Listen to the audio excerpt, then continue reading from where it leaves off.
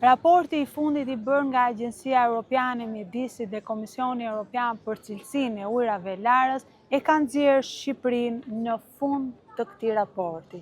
Është një alarm për cilësinë e ujrave tonë, të liqeneve, lumenjve dhe të deteve. Dhe është edhe një rrezik për jetën e qytetarëve, për shëndetin e qytetarëve, por edhe të turistëve që zgjedhin Shqipërinë.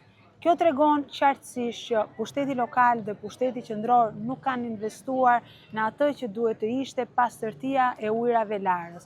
Bashkitë më problematike sipas raportit është pikërisht Bashkia e Sarandës, ku ne ndodhemi, Bashkia e Vlorës, Bashkia e Durrësit dhe Bashkia e Pogradecit. Siç duket, nuk e kanë prioritet që të kujdesen për mjedisin, por kanë prioritet vetëm të ndërtojnë në zonat pranë liqeneve, deteve dhe lumenjve, të mos kujdesen se ku do të hidhen këto inerte, ku shkojnë ujrat e zeza, apo t'i pastrojnë këto burime ujore. Ndërkohë anatemojnë gjithë ditën protestën se po dëmton turizmin, kur në fakt vetëm po jep një fytyrë më demokratike Shqipërisë, ndërkohë që ato që dëmtojnë realisht turizmin janë investimet e munguara dhe angazhimi i munguar i qeverisë edhe i pushtetit lokal.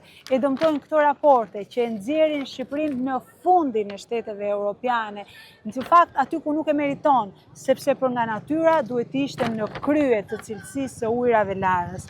Ndaj, përpara se të flasim për turizëm cilësor, do duhet të investojmë në turizëm cilësor, gjë që qeveria shqiptare nuk e ka bërë dhe nuk po e bën.